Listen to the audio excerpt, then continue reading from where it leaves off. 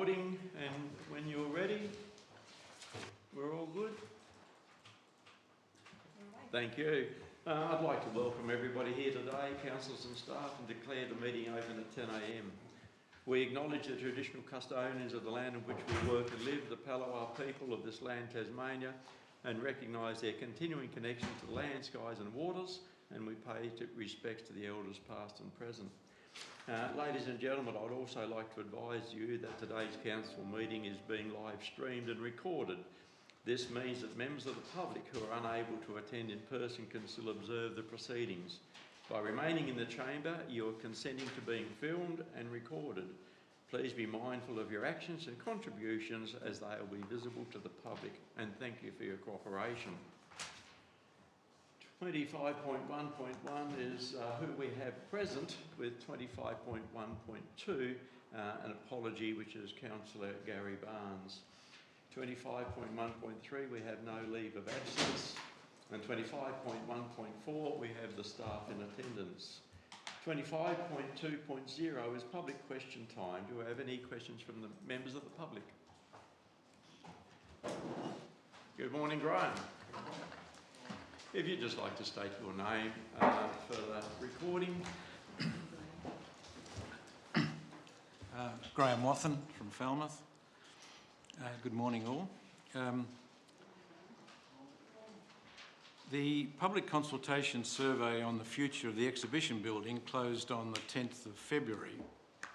The results of the survey have not yet been made available to the public. In the public document, St Mary's Exhibition Building FAQ, it was stated the building had quote, structural shortcomings and failures that would require significant council funding to make the building safe for future use. One of the options proposed was to upgrade the building for storage purposes. The estimated costs to extend the life of the building for another 20 years, quote, for storage purposes only, included $72,000 for contractor costs. The collective consulting report in June 24 believed the building was, quote, not suitable as a habitable or conditioned space, but suggested adding a number of steel rods across the building to make it safe for storage purposes. Subsequently, Moree Constructions quoted $72,094 to add 12 new steel rods, as well as undertake a number of floor ventilation measures. So the Moree Constructions estimate appears to be the basis of the $72,000 estimate to make the building safe for storage. It is suggested this solution is inadequate to make the building safe for public use, as it does not address the lateral stability issue. Council officers are now aware that licensed engineering practitioners, MV Consulting Proprietary Limited, have offered to provide council with a certified plan for a low-cost structural solution to address the lateral stability issue for $3,500. Such a solution would be far more effective than just the proposed steel rods and would make the building safe for public uses. In response to questions in February, council officers stated that it would be premature to obtain any professional advice on structural engineering solutions until the results of the public survey have been considered by council, but stated any decision made by council will be well informed. So my question, how can councillors make a well-informed decision on the future use of the exhibition building if they are not provided with information about solutions and costs to overcome its structural shortcomings so as to make it safe for future public uses without air conditioning? Thank you. Thank you very much. Graham, if you'd like to pass that up. Thank you. And there will be a response within the standard 7 working days. Do we have any further questions from the public? Oh, I have. Councillor Johnston, you have a question from the members of the public? Yeah, I've got two actually. The first one comes from Joe Trevelyan from Falmouth in relation to the toilet in Falmouth. Dear Liz, At a recent very successful Falmouth community meeting attended by approximately 40 local residents concerning the location of the community toilets, there was a nearly unanimous vote for the toilets to be rebuilt in their current position. In addition, a few of the residents had consulted fellow residents who couldn't attend, who also agreed with this choice. Furthermore, there was a similar agreement that if the position was not possible, residents' second choice was near the fire station. This position was previously suggested by local resident Chris McQuaid, who, after examining a few places, concluded that the position near the fire station was the most practical. In coming to these conclusions, there was unanimous agreement to reject all suggestions put forward by the council. The result is a good illustration of why community consultation is so important in these decisions and the value of conducting such a meeting expertly run by Jake and the staff. I would like to thank Jake on his expertise in handling the meeting. Finally, one other value that was held almost unanimously was the avenue of trees along Grant Street, with the newly made path running along the middle, is held in high regard, and destroying any of these trees or any of the path was highly unpopular. My question is whether these views will be given due weight in making the decision about where the toilets will be located on Falmouth. Thank you for bringing this question to council. And your second one, Councillor Johnston? Also about the public toilet. Dear Councillor Johnston, re Falmouth public toilet consultation. I would be pleased if you could raise the following matter with the council at its next meeting. On February the 19th, staff ran a public consultation meeting at the Falmouth Community Centre to present options for a new public toilet at Falmouth. The meeting was well attended by Falmouth residents.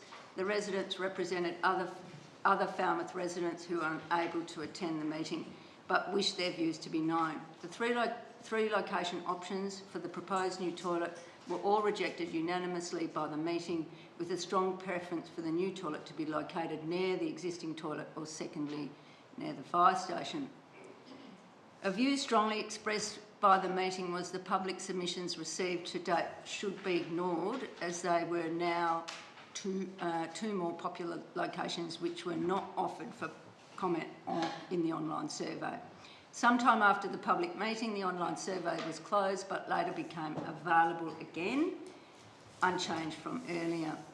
The online survey can only be completed if preference is given to one of the three original locations offered. The option for an alternative location is not offered. The Falmouth Toilet Survey FAQ specifically states the council is seeking help to determine where the Falmouth community believes the best location for the new toilet block should be. As the Falmouth community has firmly rejected the three options location options present in the survey, it appears the preferred additional two locations should also be surveyed. Accordingly, my questions to the General Manager are, why hasn't the Falmouth Toilet Location Survey been amended to allow residents to choose amongst the now 5 location options? 2, as the intent of the survey is to find the views of the Falmouth community, will surveys from residents in other towns be given less weight than Falmouth residents' responses to the survey? Who was that from? Graham Wortham. Okay, if you And I'll forward them to thank you. you. And there'll be a response within the 7 working days. Do we have any further questions of the public? We have none, so we'll move on to 25.3.0, Declaration of an Interest or Accounts for a Close Associate. I'd like to declare interest in item 25.17.3 and I'll step out for that item.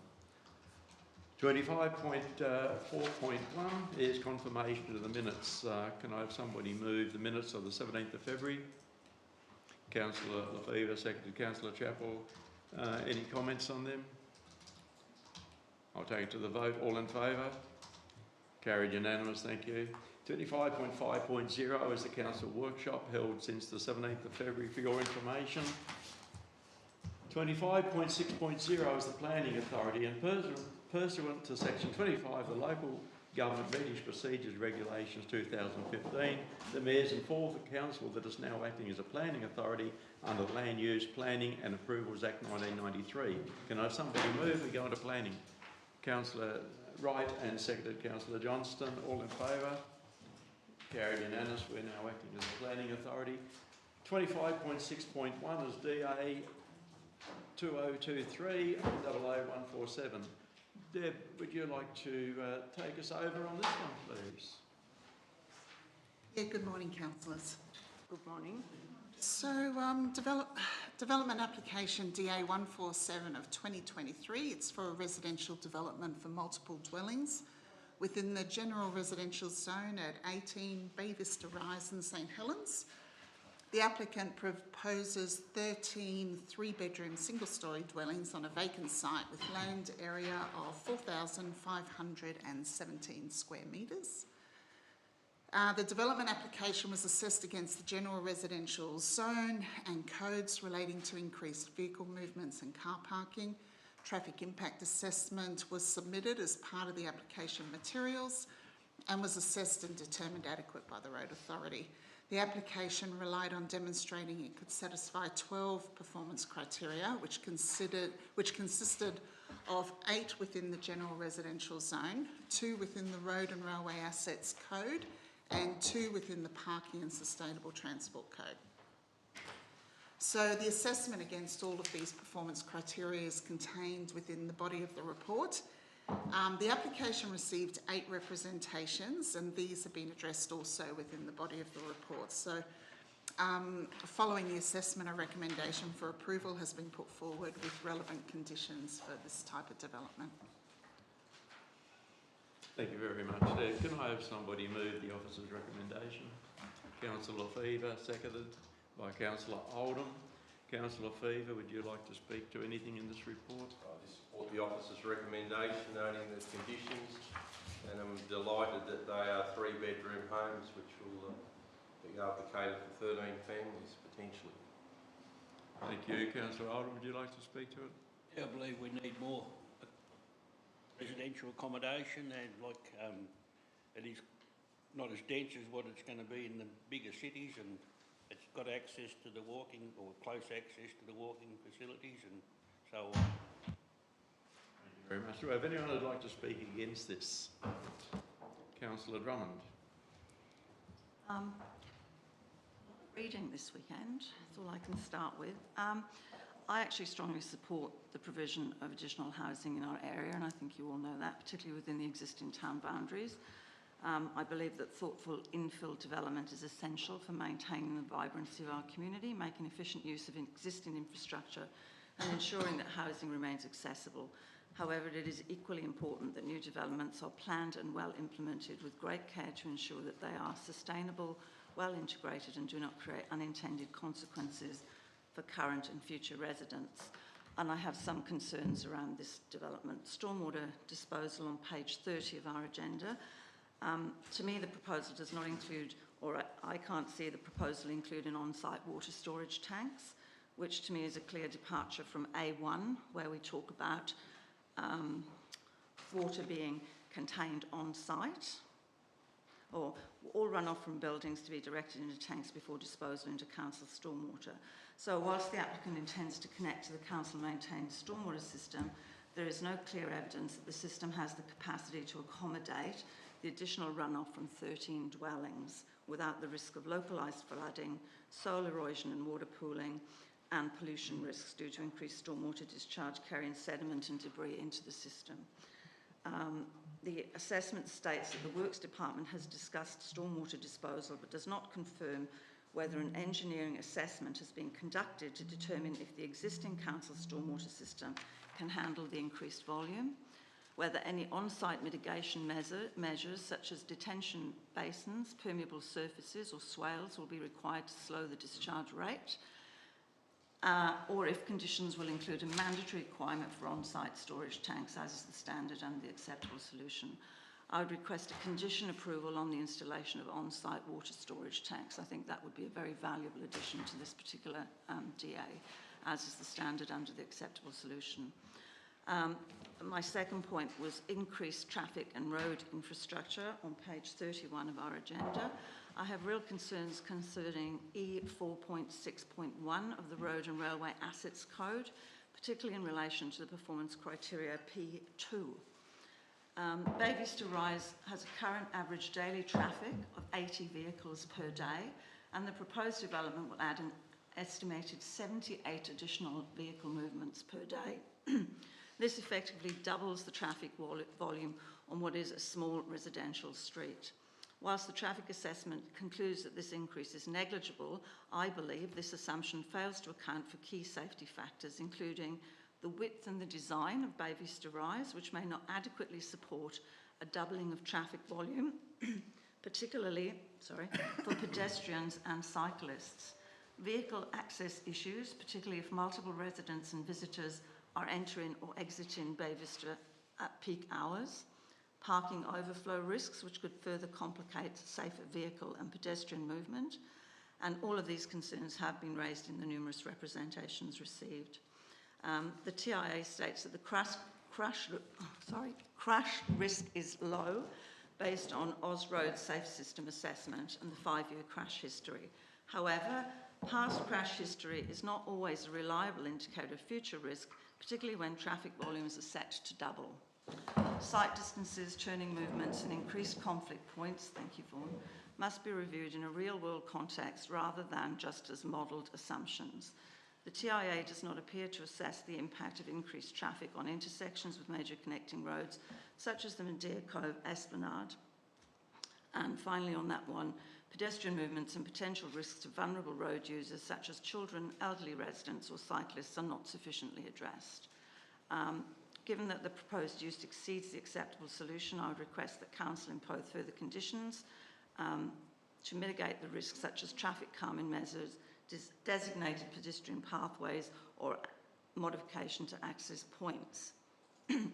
Given the significant increase in traffic volume, a staged development approach could be considered to allow infrastructure to adjust to the change more gradually.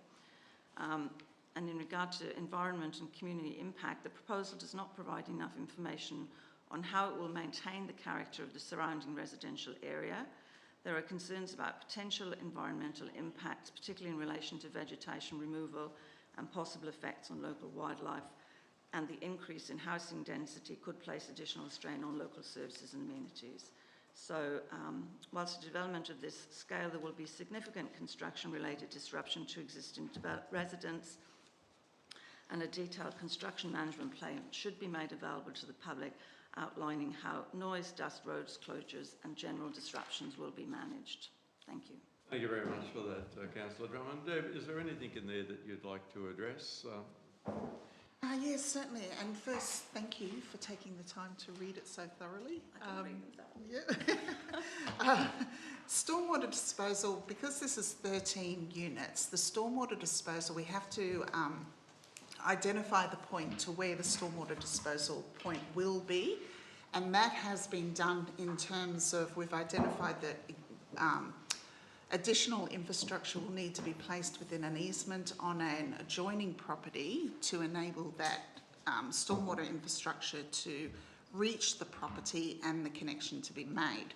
So what we've done is, because this is quite a large development and the engineering that's required for stormwater for this type of development is quite extensive, we've conditioned it to be made available prior to any building approval being given. So it's similar to a subdivision. We've treated it very similar to a subdivision where that detailed engineering advice needs to be given prior to any building permit. For a subdivision, it's prior to the sealing of the plan. So the initial permit occurs, and the detail in the engineering is then provided before the next step occurs, if that makes sense. It does make sense. It Yeah. does concern me though. That, yes, that may include on-site detention or it may not. That's what we need the engineering to tell us. But what it has to demonstrate is that the final development needs to be able to connect to that stormwater point, which goes into our infrastructure, unimpeded. Yeah. Okay. Anything else there, Deb?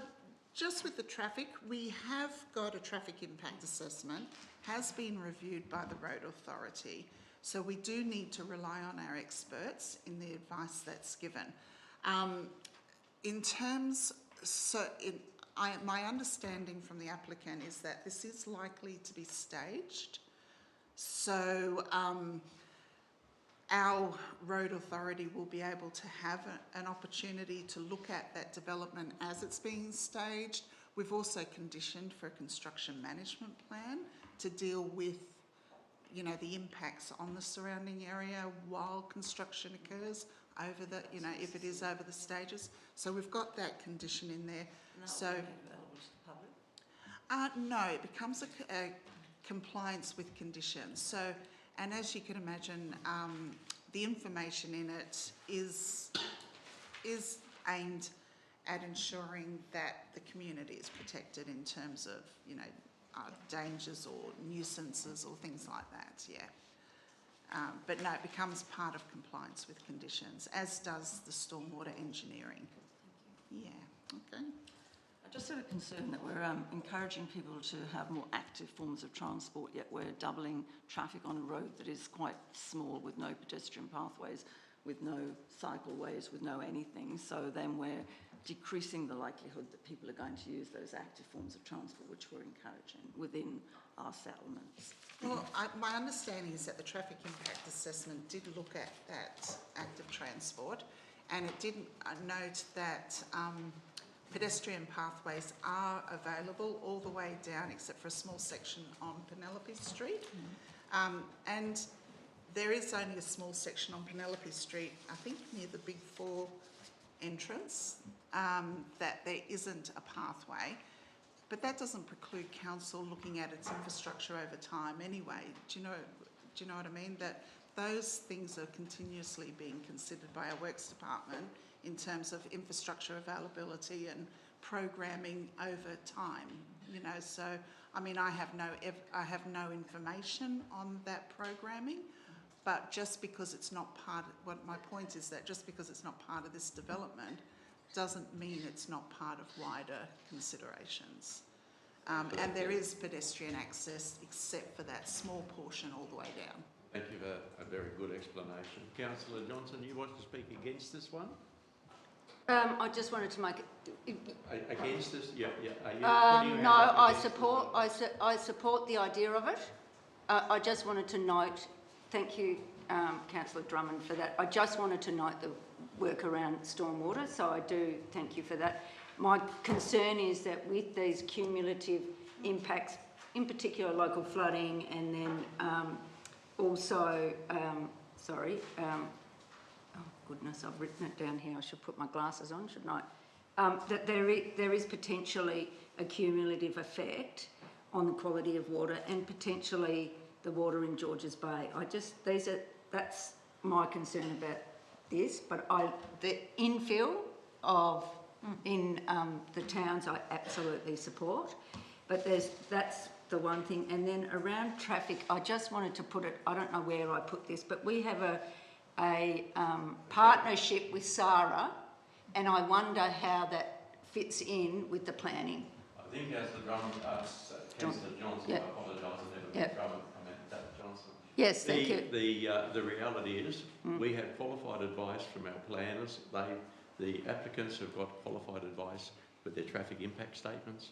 We've heard our senior planners say that there will be compliance conditions before anything can happen. I can't imagine that we should be talking about hypotheticals, what if, when we've already got qualified advice. Councillor Chappell. So I support this. I just had a couple of little points that I'd just like to clarify, and thank you for talking about the pedestrian pathways there, Deb, and I hope that I note in the report that it says that this is reassessed by council, and I do think that we need to look at that section outside the Big Four to fix that link there. There was a question about recreational spaces and the lack of around each of the units. Are recreational spaces per unit actually a planning matter? And they're obviously a different thing to what's known as a green space or a public open space. I note there is nothing in Bay Vista in regards to green spaces, and those yards are quite small, so I had a little concern there. My other question was, and this is a holistic look at the traffic. We are looking at this one here, which they've addressed. I'm happy with that. We've also previously last month looked at a subdivision up in Cabruga Drive, which is again putting more traffic onto that section of road, which we've talked to the Department of State Growth about the speed limit. Do they look at a holistic approach as to all these little infills that we're doing? I know each individual traffic impact assessment is for this particular one, but it concerns me that we've just done that one and more that we're going to do. Is there a holistic, overarching look at the traffic? Yes, so... For that section of road, because that is our bugbear at the moment, that section of road. Oh, sorry. Sorry. If you'd like to respond. Sorry, and if this needs to be discussed at another time, I'm happy to do that as well. Yeah, sure. Are you, yeah? Okay. Traffic impact assessments do look at a catchment approach as well. And you've got to put it in the context of the zoning of the land too. So it is in the general residential zone. So it is, there is an intention there for more residential development to occur. So when, as a planning, and this is probably something more for the road authority to maybe answer and could be subject in a workshop or something like that, if you like, but it's about their management of the roads looks at the whole catchment as well.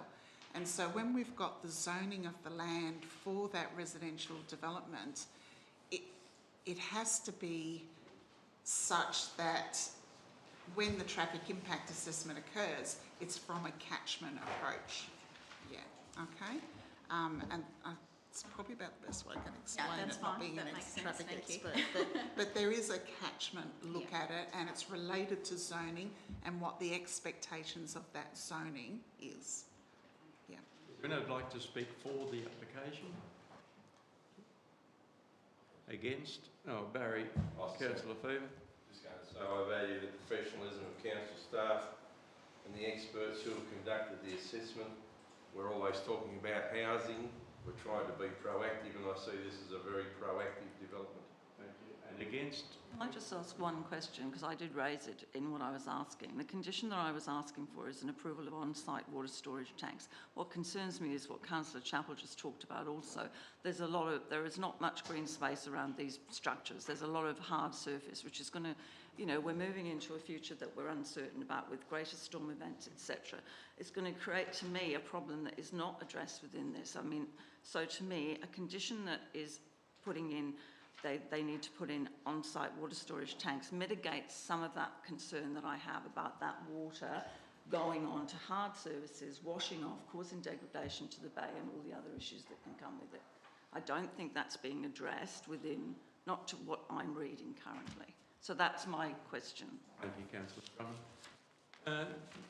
Deb, is there any comment to anything you'd like to add before we close this? Yeah, sure. So the comment about the recreational areas. So the planning scheme looks at private open space, and that's been assessed.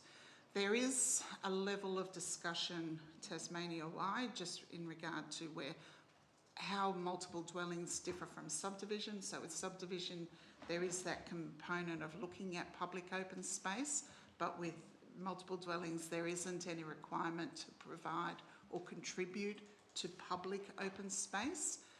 Multiple dwellings are just looking at the private open space within the boundaries, and they've done that. So probably that question about, access to public areas of open space is in line with that level of discussion statewide of how do we reconcile between these two. So it's probably an ongoing discussion.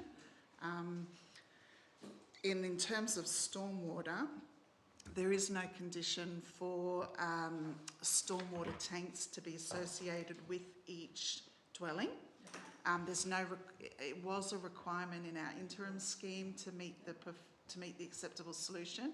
It's no longer in there.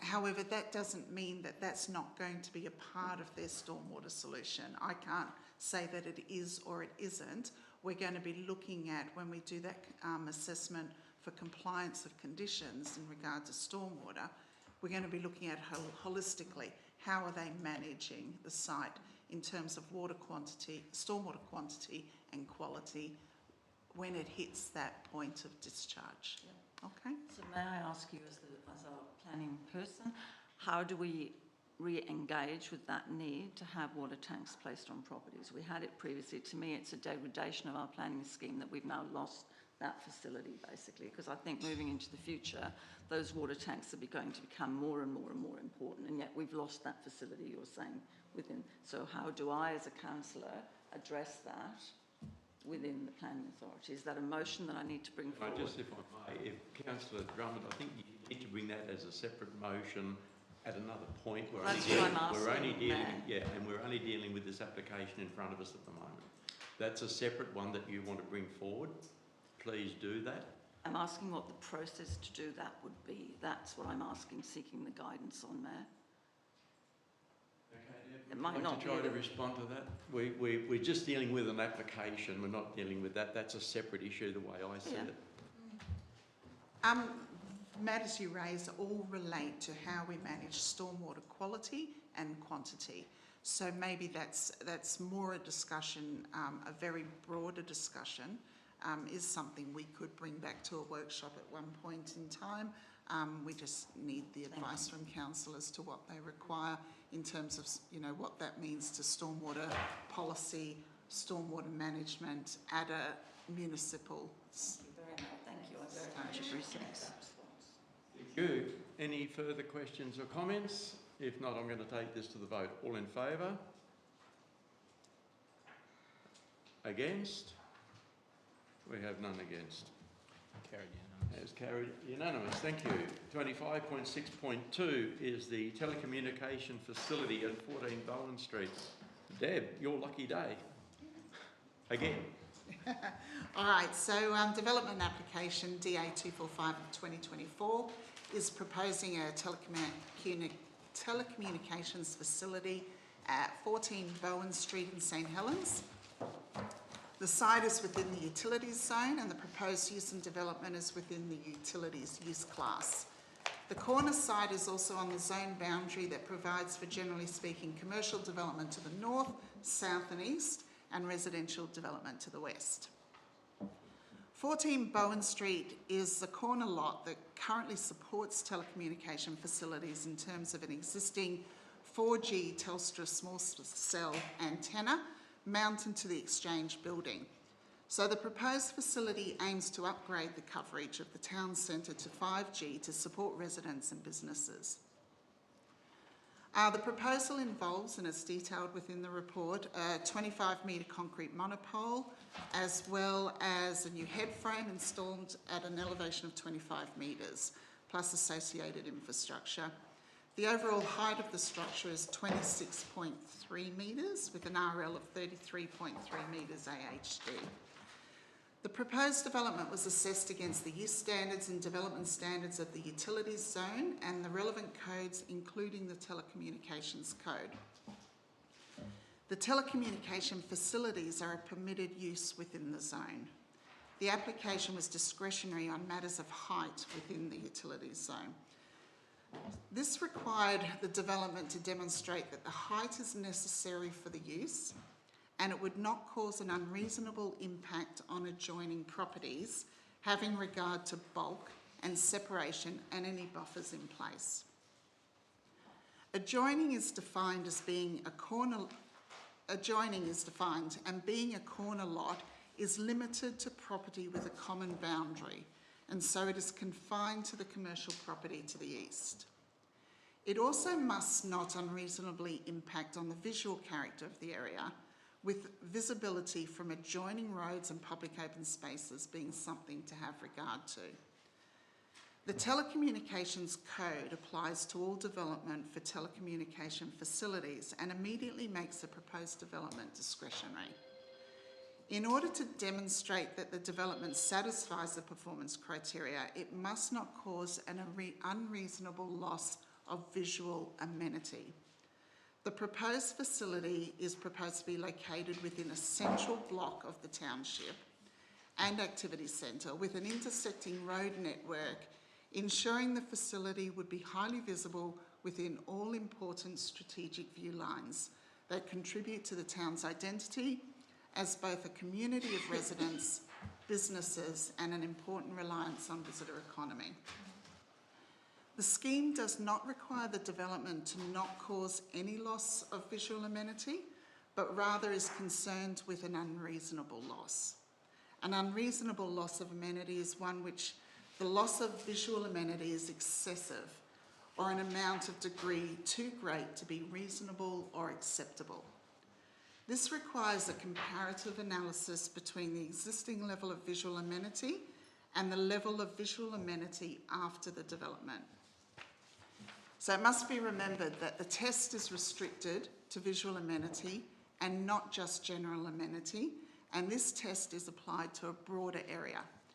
So the body of the report contains the assessment in this respect, and it was determined that the proposed development would be visually imposing and cause a loss of visual amenity within the town centre that is considered to be unreasonable.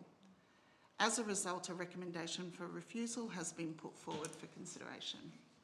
Thank you very much for that, Deb. Can I have somebody move the officer's recommendation? And that's been moved by Councillor Chappell and seconded by Councillor Johnston. Councillor Chappell, would you like to speak to this, please? I understand the importance and the need to improve the services in the immediate area here in St Helens, and I get during the summer that it does, and we had the Cell on Wheels, which proved that. However, I do question and agree with the officer's recommendation about other appropriate locations within the town boundaries that I don't feel has been investigated further, and I think we need to. Councillor Johnston. First of all, I'd like to thank the officers for the amount of work that they've put into this and the sound recommendation that you have provided the council. I second what the Deputy Mayor has said. It is very difficult, isn't it, when we have these performance sort of based planning decision criteria. And so I suppose my comment really is, if we had, you know, more prescriptive planning laws in this space, so that we did have limits on height and something about township and settlement characters, it would make things a lot easier. But because when you explain, I mean, you've done so much work around, you know, things like all the words that we use to explain why we would or wouldn't put something, they're all sort of quite subjective. And so, you know, our planning people are put in a position to be very subjective. But thank you for the sound recommendation, and I do support your recommendation of refusal. Councillor Wright. Again, yes, thank you for your recommendation. I'm very pleased to see that that's happened. The biggest thing for me was the fact that it was something that was causing people, whether it be legitimate or not, was causing people in the general area lots of concern health-wise and all sorts of things. You know, whether they be real concerns or not, they're fears, they're concerns. So that, you know, puts people in a position where they feel that not only is their health at risk, but their properties are at risk for value and wouldn't be able to sell their property and all that sort of thing. So there's a lot of stuff going on there in the minds of people, and to see that be recommended for refusal is very good for them, because if there was going to be, I believe, further petitions and steps taken to try and have it stopped. Just to respond to that, just to be very clear, our recommendation refusal is based on the planning scheme only. Yes. very much. Councillor Drummond. I'm also very thankful for the work you put in onto both of those applications, but this one as well, particularly in regard to C5.6.1. My question, I guess, is that given the importance of the telecommunications and preserving the town's aesthetic appeal, are we urging the proponent to consider, and I think you've mentioned this, alternative locations that they might use that would provide or achieve the necessary service improvements, but actually take it slightly out to the borders of the town, or using some existing structures or natural screening? So is that a process that we're going to work through with the proponent, I guess, is my question. It's important to understand that we have made an assessment based on the materials that have been given to us. So the process when we receive the application is we review all of the materials, and we did ask that question about other locations and justification of why they wanted it there, all based on the provisions within the planning scheme, I must add. What they respond with is what we need to assess. So it's not our job to further the development for them by assisting. We did assist in terms of making sure that we could discuss with them other locations.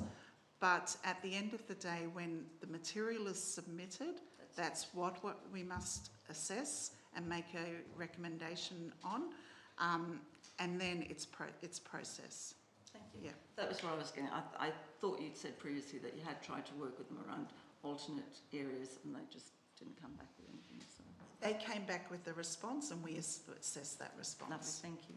Yeah. Do we have anybody who would like to speak against the officer's recommendation? If we have none, if everybody's happy, I'll take to the vote. All in favour? Carried unanimous, thank you. The Mayor's advised the Council that it has now concluded its meeting as a planning authority under section 25, the Local Government Meeting Procedures Regulations 2015. Can I have somebody move that we move out? Councillor Wright and seconded Councillor Lefevre. All in favour? Carried unanimous. We have now moved out of planning. 25.7.1 is outstanding matters. Is there any questions to the General Manager? Deputy Mayor Chappell? Page 364, just a question in regards to the St Mary's Exhibition Centre. Do we have a time frame for when an update for councillors when that'll be coming through on the submissions? Yes, thank you. Through you, Mr Mayor, should be coming to the April workshop. Thank you. Any further questions to the General Manager? Councillor Johnston. Thank you for asking that question. That was one of mine. 25, it's on page 366, and it's in relation to lease management agreement for the front garden of the old hospital site at St Helens. Thanks for the report there, General Manager. I just wondered if there was anything that you wanted to add, anything further since the meeting that we had in February? Through you, Mr Mayor, nothing further. We're in conversations with Homes Tasmania regarding the request. The only other question I have again is to do with the St Mary's exhibition building. When we talk about summarising the feedback, I'd just like to know, does this include questions that have come to the council and answers provided from the council at public question time? Through you, Mr Mayor, certainly we can include that with information, which also includes submissions. Okay, I was just, sorry, I was just wondering because it says here that it's been prepared and summarised, so I was just wondering if that did include it. But thank you. Any questions, Councillor Carter? Just one on page 369, I believe it is, Online Access Centre funding. Given that it seems to be apparent that the St Helens Online Access Centre have notified us of the funding extension, and that would, I guess, be some form of arrangement, has there been any further contact with the state government in regards to the council's perspective on this? Or are we... Through you, Mr Mayor, only that the acting executive director, I think he is, will be visiting later this month the area, so we'll be having a meeting with him on that. Councillor Drummond. I can't actually find it, but it is in there somewhere. There's, oh, hang on, here it is, there it is, 369, sorry, I've got so many pages in front of me. This is regarding the Indigenous name for St Pat's Head, which I put forward over a year ago. I'd like to ask how I can progress this, because we do have a Aboriginal and dual naming policy that comes out of the state government, which talks about guidance for local councils and implementation of approved names. There are only 3 names in our municipality. Wukalina is one, which is Mount William, which is used already. The other name that's used is for the Binalong Larapuna Bay, which is the Binalong Bay area. The only other name that has been declared in the state framework of dual naming for our area is the Lumira-Ginena, I can't say it properly, but the St Patrick's Head one. It does say that implementation of approved names sits with councils, updating official records, signage, maps and relevant documents to reflect the new Aboriginal dual name. That's clause 5.9 of the Aboriginal and dual naming policy. I'm just wondering what the hold-up is that we're sitting here 14 months, 15 months later with something that's actually set out in a state policy that we could be following. Yes, thank you, Councillor Drummond. As noted in there, in my response on page 369, that we fed this into the Reconciliation Action Plan process so that we could take a holistic view to not just one piece of dual naming, but what were the other dual naming requirements, opportunities to do there. Certainly we can progress that and just do it in isolation of the rest of the Reconciliation Action Plan discussion as well, given where we're at the moment. I think that, you know, the Reconciliation Plan is an exceptionally slow process, as we've discussed. When we've got a state government policy that says this is what we should be doing, surely we can, and like I say, there's only 3 places in the whole of our municipality. I don't think we're stepping outside of the boundaries of anything that we're doing locally by adhering with the state policy government policy, you know, to say that we've got that obligation to do those things. So I'm a bit confused really as to why we're just sitting on it. Well, for you, Mr Mayor, we weren't sitting on it, we were feeding it through the Reconciliation Action Plan process. So we took that holistic view with engagement with the Aboriginal community on a whole range of things. So we fed it through there to do it that way. If council wants to go in the other direction and do it separately, that certainly we can progress it in that manner. I just note that in relation to this as well, it says I'll have to check the Act because I haven't researched that part of the Act just to see what the requirements are, because obviously it's also state government land there as well. So certainly in relation to other dual naming, it hasn't been council's responsibility to do the dual naming of Wukalina or the Georges River as well. So I want to clarify why it would be council's responsibility to do this and not Parks and Wildlife, who actually owns that particular piece of property. This is just around if we've got a sign at the end of the road like we have at Irish Town pointing out to St Pat's Head, then it would have that dual naming on it. And being Welsh, I come from a background where everything is dual named. Every street in Wales has 2 names. So to me, it's kind of a normalisation. And when we start promoting that, we're acknowledging our Indigenous history in the area. So thank you very much, John. Yeah, any further questions, Councillor Carter? Thank you. My second question relates to the bus stop issue that Councillor Lefevre raised with the letter coming from state in regards to that bus stop being relocated. But the second part of that initiative was to look at the bus stops in Break of Day generally and specifically in the Scamander area. I'm wondering if there's anything we can do to advance that aspect of the concern we raised at the time. Mr Mayor, all we can do is write to the department asking them for an update on progress for that. Councillor Johnston. About Binalong Bay barbecue area redevelopment, first of all, I just want to say this is a great outcome. It says it's 100% done and that we're hoping to have it planned to commence post-Easter. again, great outcome. We're chasing up Crown consent. It's being pursued currently. I'm just wondering how that is going. Through you, Mr Mayor. Depends on length.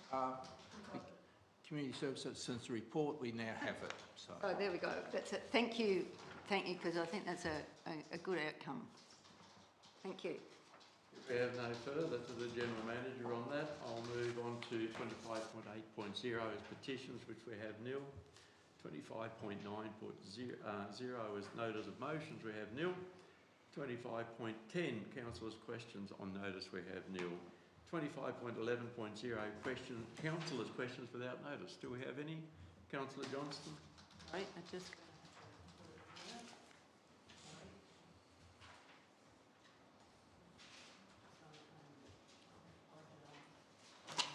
Here it is, here it's coming. Now,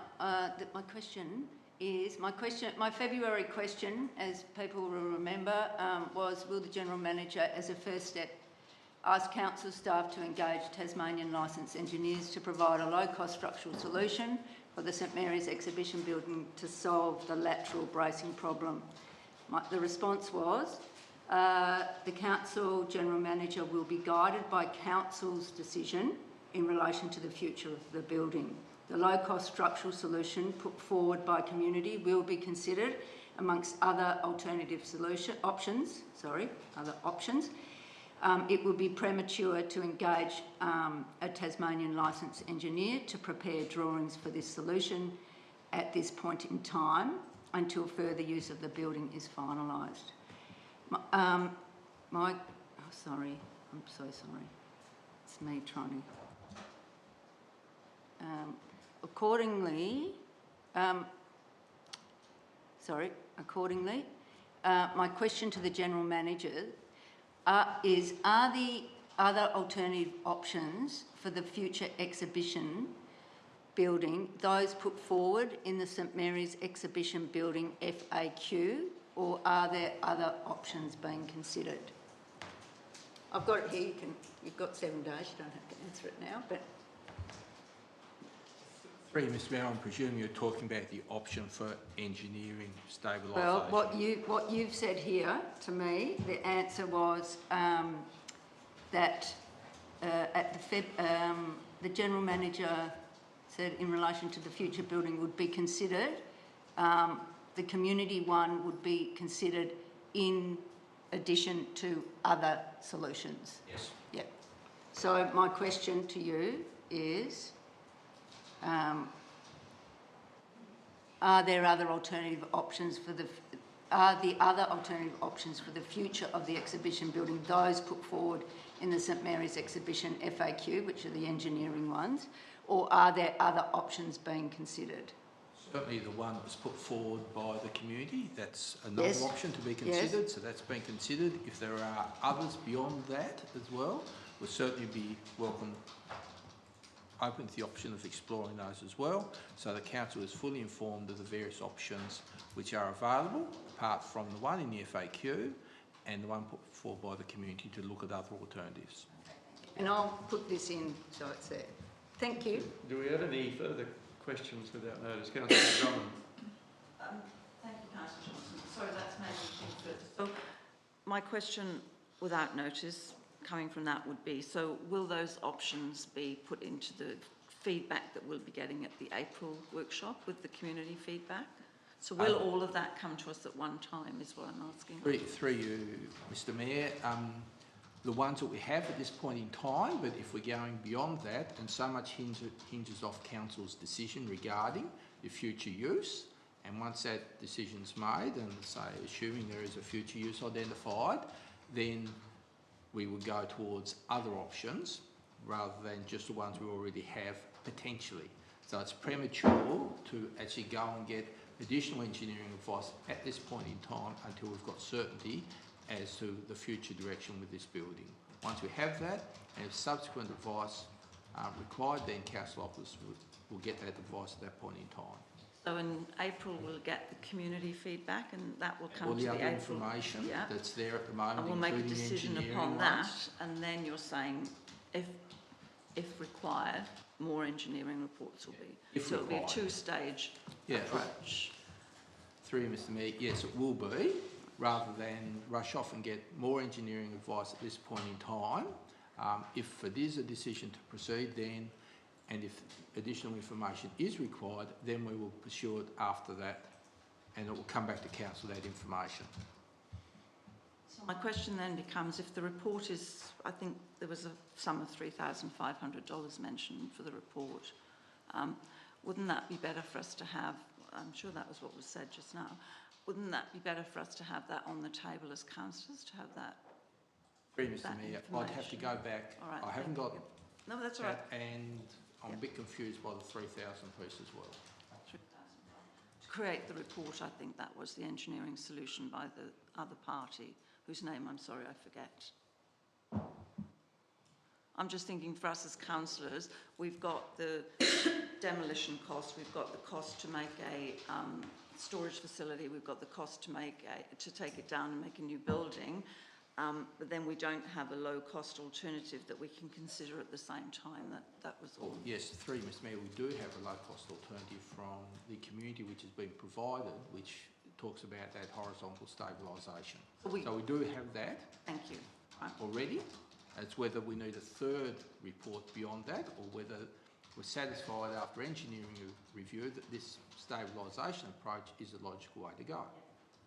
So if we do believe that's logical, then there may be no third one except all that would be to validate that, which might be where this cost comes from, to get it actually validated by an engineer, the community solution. But We'll just need discuss the clarification community as to whether that is what you're talking about and what's been talked about within the community. Thank you.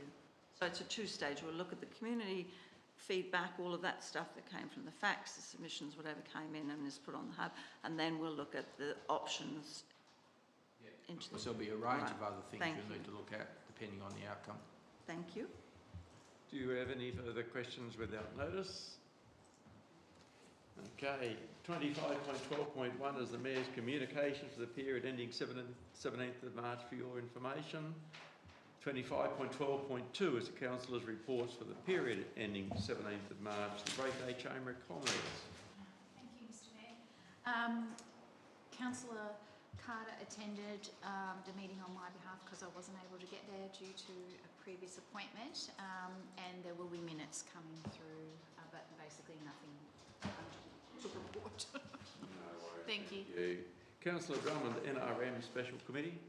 We haven't had a meeting, however, there is a Shorebird Working Group meeting on the 26th of March, which I'm going to be unable to attend, and that'll be the briefing for what's happened in this last period for the shorebird breeding, and I've asked Councillor Johnson if she could attend on my behalf because I won't be here, so as my proxy. Thank you. East Coast Tourism, Councillor Fever. Yes, thank you, Mayor. Damien Mather has been selected to replace Grace Keith in the East Coast Tourism Acting CEO role for 6 months. Grace has taken leave to travel and visit family. Damien won the position over a very strong field. He is present the acting CEO of Destination Southern Tasmania and is deemed to be strong in his understanding of community-based planning. And that's a skill that's going to be essential with a positive impact plan underway. New board members are being sought and applications closed today at 5 o'clock. Several board members have resigned due to job changes. Mark Jones has joined the board as the Tourism Tas delegate. The Freycinet Master Plan is seen by many as being underfunded at 19 million. Various organisations are advocating for more funding to implement the proposed changes to the area. The Telstra Cells on Wheels was a success, but removed by Telstra earlier than agreed, causing issues for locals and visitors on the Australia Day long weekend, especially on the Bay of Fires. And Ali Anderson, who's the CEO of Episteme, they are the people who won the contract to do the positive impact plan, is working through a steering committee from East Coast Tourism to deliver the project. A survey will soon be launched, followed by town hall feedback information sessions and drop-in cafes throughout the East Coast. Shack owners and absent residents are also an important group that will be catered for, ensuring all who are interested have an opportunity to provide thoughts on future tourism on the East Coast. Thank you very much for that, Councillor Fever. Anything with the Mental Health Action Group? Nothing. Access and Inclusion Advisory Committee, Councillor Drummond? There is a meeting next week on the 25th. Again, I'm not available to attend, so I've actually asked Councillor Wright to chair that meeting as my proxy, so thank you. As far as Master Plan, Councillor Carter? There has been no committee meeting as usual, but Community Services Report, page 408, points to the fact that the consultants are visiting in May and the Fires Master Plan remains open for public comment. So that's progressing slowly. Thank you very much. Look, it's 11 o'clock. I think we missed right a quick 10-minute break and come back.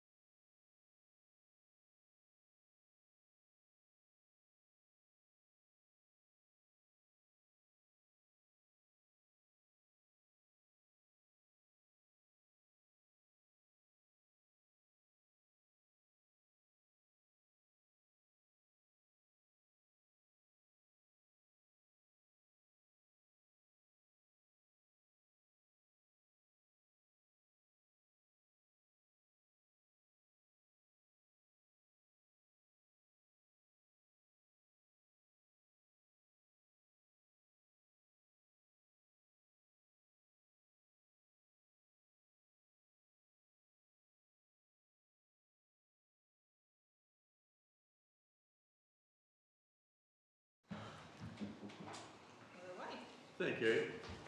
25.13.1 is the Corporate Services Department report. Good morning, Rao. Would you like to walk us through this one, please? Good morning, Mayor. Good morning, councillors. Busy month for the corporate services team, outlined in the report provided. There's some details there on our current investment portfolio and the digital transformation work we continue to do, an outline of what the audit panel received, and the minutes for that will be coming to next month's meeting, and the rates summary. The one key point I do want to point out, councillors, is a change to our investment approach that is worth noting. We've done a review of the long-term financial plan, and it's, I guess, the potential for those returns within the asset portfolio to drop over time, and we took the opportunity to invest a $2 million amount at 4.7% on a 5-year term. That returns on average around $97,000 a year, and that's paid quarterly into our accounts, which is a very good return on a relatively small amount of the portfolio, but it does provide a hedge against decreasing interest rates over the coming years. And pretty much beyond that, if there's any questions there in relation to any of those items, councillors, I'd be happy to talk to them. I guess somebody moved that the report be received. Councillor Wright, seconded Councillor Oldham. Any questions to Rao? Councillor Wright? Not a question, just a comment. Just how amazing it is to see the amount of money that we currently have invested, like 25 million, I think I calculated it.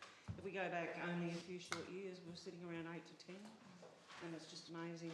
You know, obviously there's a lot of hard work that's gone into cost cutting.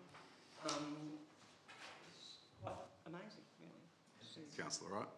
There's been a lot of very good decisions made by this council too, which has led to the financial position we find ourselves in. Any other comments or questions? If not, I'll take it to the vote. All in favour? Carried unanimously. 25.13.2 is the monthly financial report. Rao, this one's got a bit more meat in it. Would you like to talk to this one? Yeah, thanks, Mayor.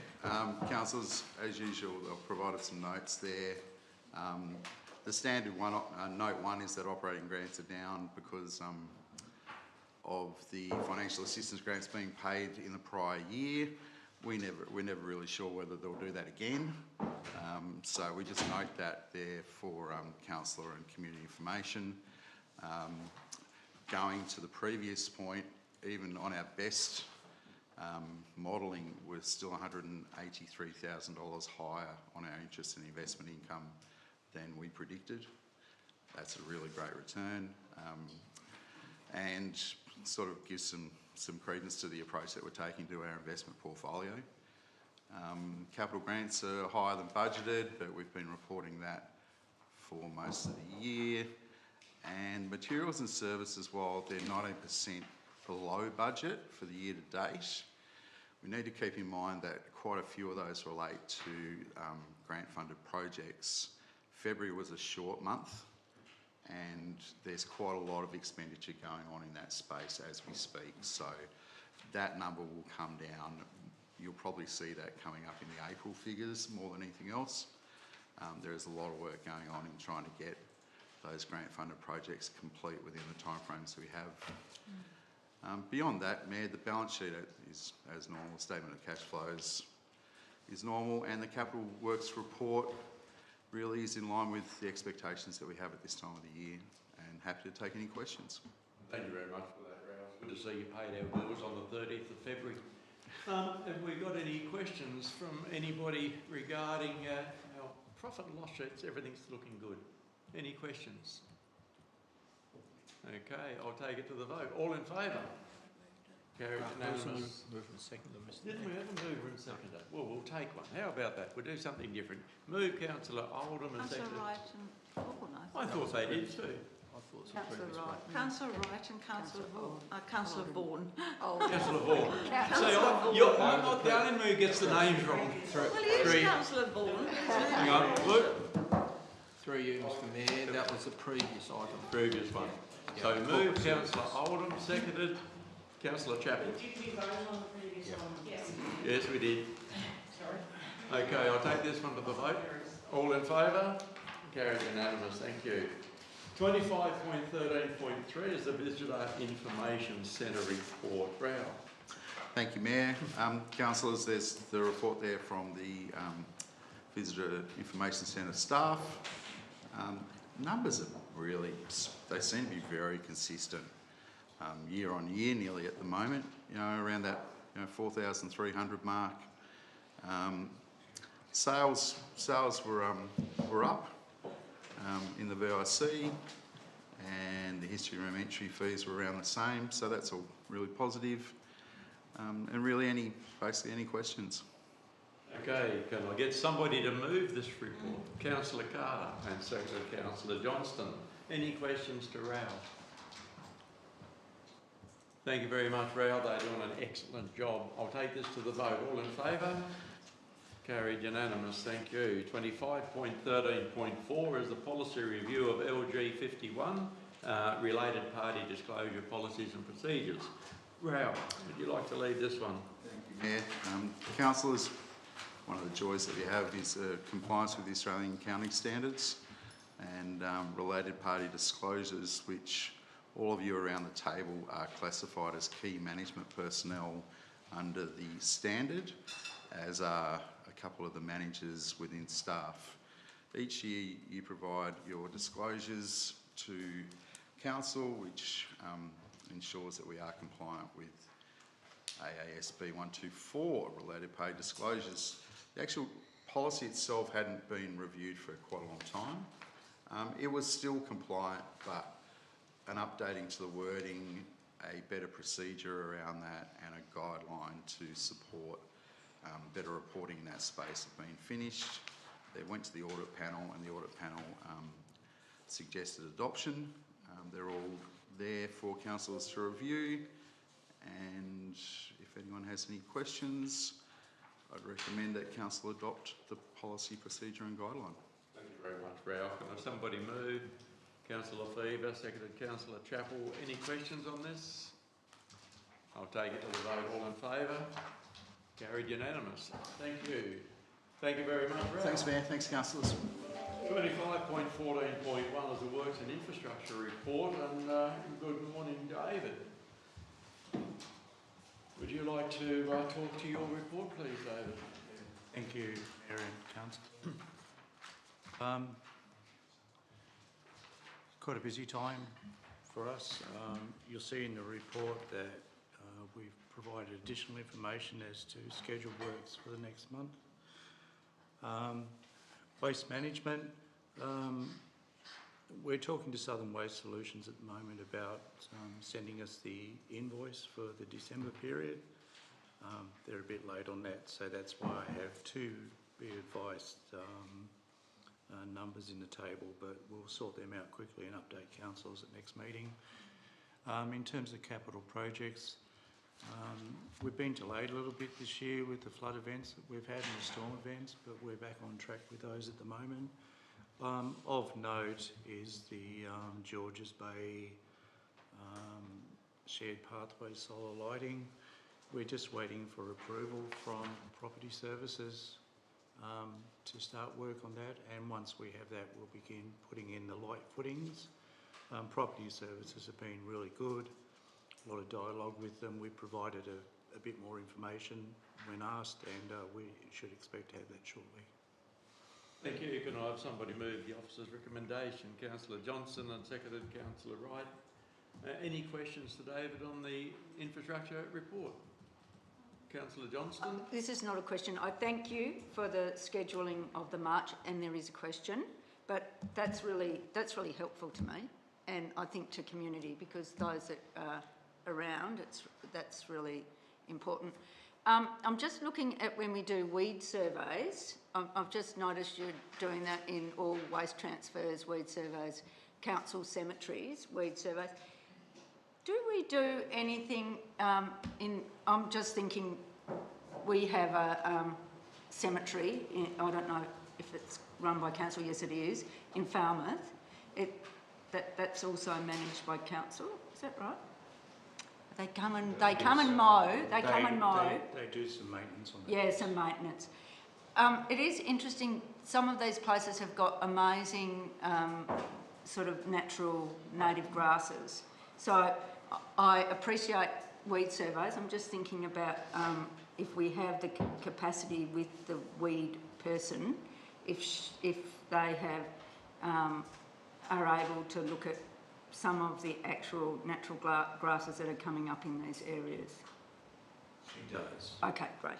And from there, we adopt various techniques for removal of the weeds that aren't there. Well, if you could tell me how to do that, I'd love to know. And the weed officer will deal with areas herself, just removing weeds that shouldn't be there and leaving other vegetation that should be. Thank you. Any further questions? Councillor Drummond. Comments regarding the St Mary's footpath extension going up Grey Road from the high school. I went to the pool yesterday and there was a bit of a small incident in that the contractors didn't know the pool was used on a Sunday and they had parked across the driveway, leaving enough room, one car wide, but one of the participants actually scraped her car all along the guardrail and so she had a conversation with the gentleman. That was just unfortunate, but it's good to see it done. I also went out to Mangana on Friday and went out to the Argyle Street Bridge because the last time I saw it there were still big dirt mounds around it and it was looking really fantastic, so thank you for that, David. I did have a question sent to me because I was seen in the area, as is the way. As soon as I left Mangana I got 2 texts, I said to Vaughan, and it was in regard to the old guard railway and about a half a cubic metre of rubble being left on the driveway at 44 Elizabeth Street. And I was asked if they could be removed. I'll take it on notice because there's potentially other reasons for that material being there. Thank you. I appreciate that. Any other questions? I'll take this to the vote. All in favour? Carried unanimous. Thank you. 25.14.2 is the Animal Control Report. David, just as read. Yes, Mr Mayor. Just on closing on this report, I was investigating before I took some leave another dog incident at Scamander, where a person was bitten by a border collie. That matter has since been resolved, and we don't have any more issues like that pending at this point. Thank you. If somebody move the report to be received. Councillor Carter, seconded Councillor Chappell. Any questions on the report? If not, I'll take it to the vote. All in favour?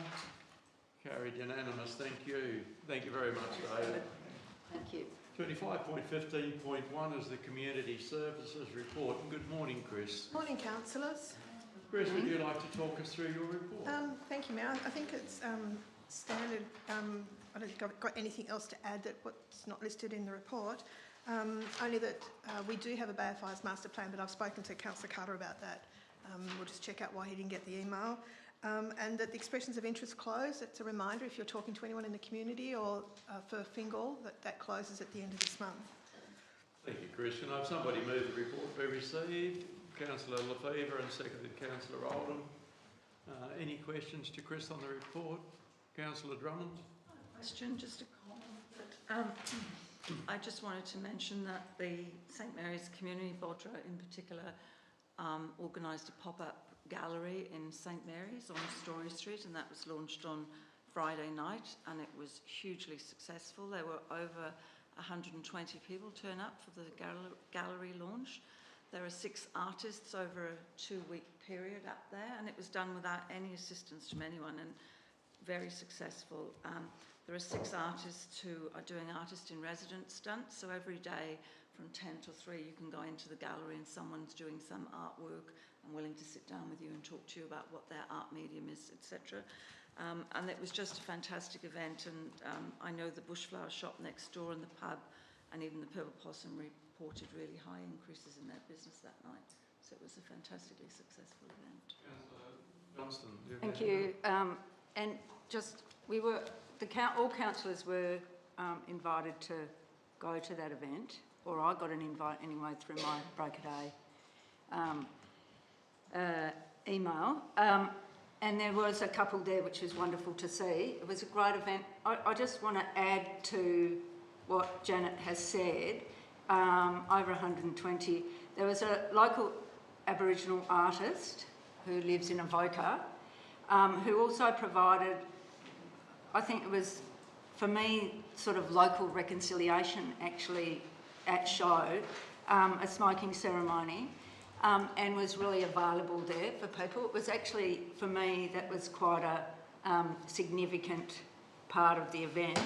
I was late, naughty, but even so I was late, I was offered or given, I was able to be part of a smoking ceremony that she actually did, and I just felt it was really wonderful to see that type of thing happening. And I do say, I think we should thank Bodra, but I think we need to name names as well, actually. Marietta did much of that work, and it was just excellent, and I'd really suggest people go and see it because the artists are amazing, absolutely. The work, I shouldn't be shocked by that, but they're all from that region and it was fabulous. Yep, so. Have any further comments? If not, I'll take this to the vote. All in favour? Carried unanimous, thank you. 25.15.2 is the Health Management Plan. Chris? Thank you, Mayor.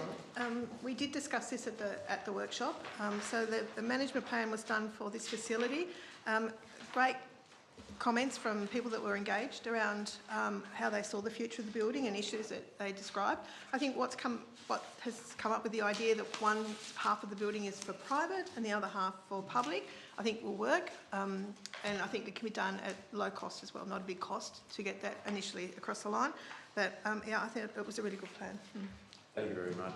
And I ask that Council adopt it. Yeah. Move the opposite recommendation, Councillor Drummond, and seconded Councillor Johnston. Any comments, Councillor Drummond? My question simply is how soon will we actually see some of these actions that are pretty low cost being implemented?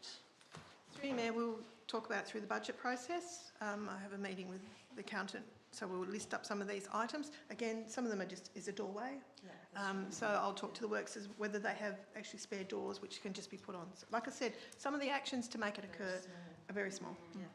And I think the thing about changing the name and, you know, going back to community, I think that's a really positive direction because there's so much angst associated, I think, with that. It's very emotional for people. The rebuilding of the kitchen is obviously a cost that's going to be a lot more higher than we can do. I was thinking more about the low cost, like the door, etc., things like that can happen and make it a much more comfortable environment. Thank you, Chris. Do you have any further questions or comments to Chris? I'll take this one on the vote. All in favour?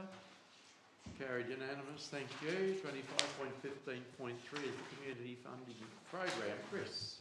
Thank you, Mayor. Councillors, this was also discussed where we talked about the applications at the workshop, and we took on board council's comments, and so the recommendation that we've got is actually asking that some of the funds of existing approved items through the community services budget be moved for this year to fund the additional projects that council wanted to fund. So the actual recommendation reflects that request. Thank you. Can I have somebody move the officer's recommendation? Councillor Johnston and seconded Councillor Drummond. Any questions on this? Councillor Fever? I'll just be clear that I'm a member of the Commander and St Helens Palace Club, but I'm not on the committee or anything, so. Thank you for declaring. We'll get that noted. Any other? Councillor Drummond? I did raise this at workshop, but I think it's important, and I know Chris has made a note at the end of her report there that council officers put forward to look at reallocating extra funding. My thing would be at the next budget consideration, can we please consider increasing the funding? Because when I first came to council, this was a $60,000 pot of money, and we did reduce it when we were being very budget conscious. Every year they come in well over the $30,000, and it's been up to $30,000 for many years now, and it's not even keeping keeping up with CPI or anything. So I think it's been at 30,000 for 10 years. So the value to our community in real terms is actually diminishing, and the requests are getting greater. So I don't know if I need to move a motion for that or if we just consider it. Thank you. Noted it already. Thank you. Any other? Councillor Oldham? I'm a member of the Surfing Club. We'll have that noted as well. Thank you very much for noting that. If we have nothing further, I'll take this to the vote. All in favour? Carried unanimous. Thank you. Thank you, councillors. Thank you. Thank you very much, Chris. 25.16.1 is the Development Services Report, and good morning, Jake. Good morning, all. Good morning, Jake. So, Jake, would you like to talk your way through your report, please? Sure. It was pleasing to see the turnout for the St Mary's Indoor and Evacuation, Multi-Purpose Indoor and Evacuation Centre in the Fingal Community Shed.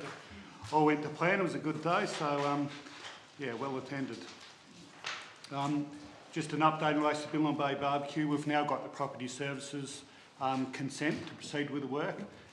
As previously advised, no planning or building approvals are required for that barbecue shed itself, so we're in a position to get on with that as planned post the Easter break. Also, the recreational water quality testing has been completed, returning good results. I did note an error in the report which refers to 2020-2021 results, which is just an error, admin error on my behalf there, so just correct that one for this. That should be this financial year that it's referring to in that section of the report. Happy to take questions. Thank you. Can I have somebody move the report we received? Councillor Fever and seconded Councillor Carter. Any questions or to Jake on this report? Okay, I'll take it to the vote. All in favour? Carried unanimous. Thank you. Thank you very much, Jake. Thanks, Jake. 25.16.2 is the Angazi Oyster Reefs. Good morning, Polly. Would you like to talk us to this one? Good morning, Mayor and councillors. Thank you. Good morning. Yeah, it's something we've had in the bay for many, many years, and I think the proposal from the Commonwealth Government is to potentially list these oyster reefs, as they described them in their draft report, as critically endangered on the EPBC Act as a threatened community. And they're asking for consulting on that draft report and asking council if they're comfortable supporting that. I think it's important for Break of Day as the host of the bay and these reefs, which are probably the best remnants in southern Australia, that council has a look at it, and the recommendation is support it with some qualifications as I've included in the report. Thank you very much, Polly. Can I have somebody move the officer's recommendation? Councillor Johnston and seconded Councillor Wright. Any questions to the report, please? Councillor Carter. It's not a question, it's a comment, and just in regards to being part of that meeting, it was quite, I guess, heartening, but also it should be comforting to most of the people who have traditionally been using that area for years for recreational fishing and navigation in general, that it seems that it's not likely any great imposition to them into the future, but there was some uncertainty, and so the questions directed by the General Manager and Raoul were quite helpful in coming to a better understanding about that, but I get an impression that there's still some work to be done there. Thank you very much, Councillor Carter. Councillor Johnston. Yes, thank you for bringing this to our attention. I would like to just expand on what Councillor Carter said. My feeling out of that, it was wonderful having all the experts there. It was great, and it was good.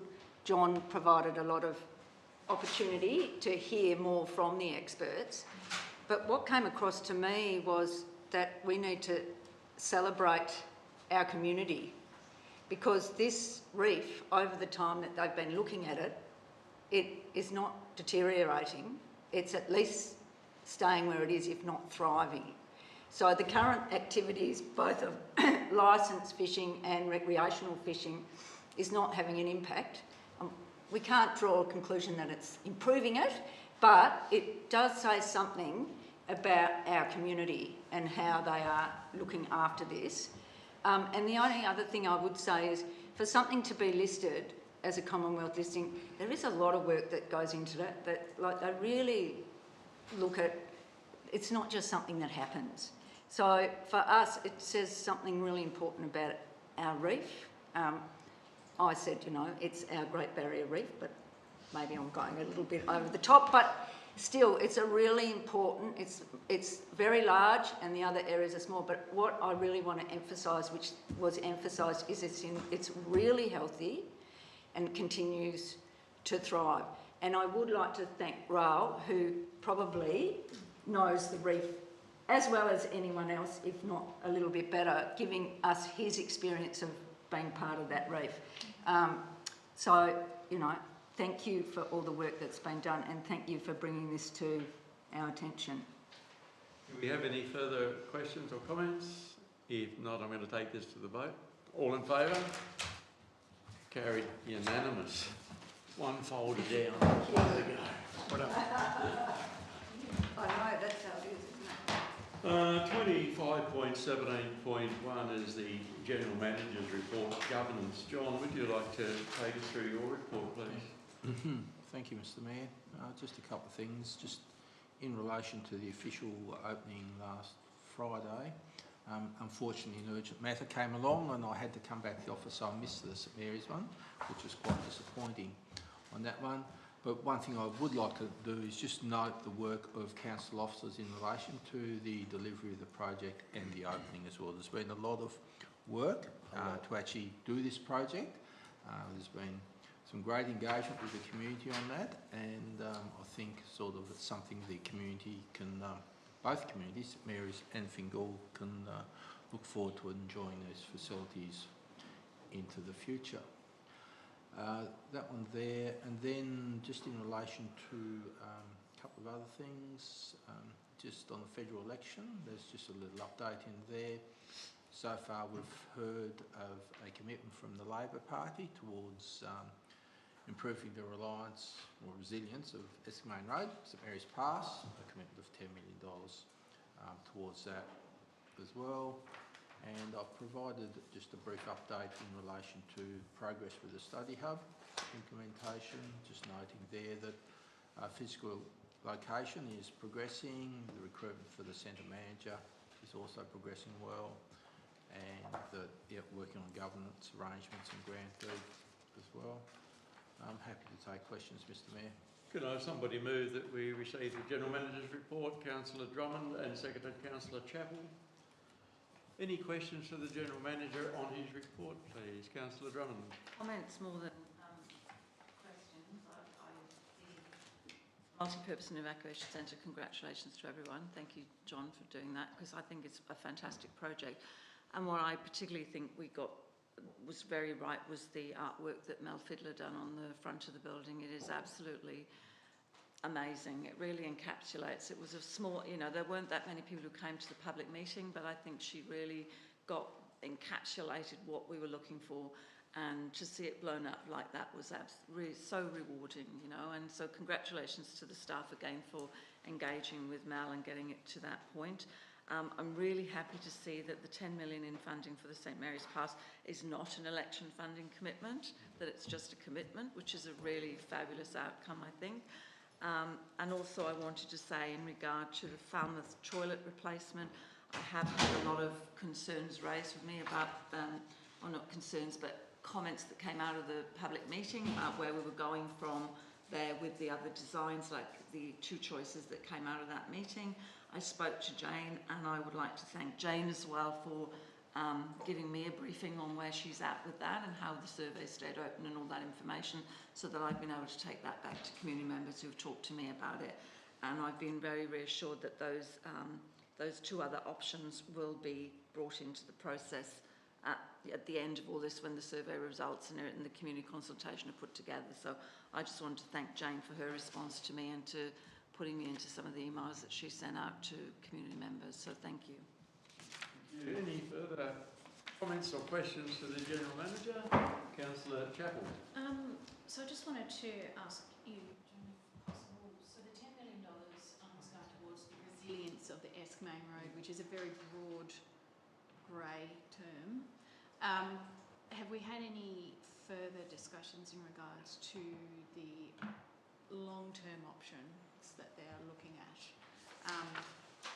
This is one thing, but like I said, it's very grey as to what they're talking about there and how they're going to implement that. And are we getting any commitment in regards to looking at the other options?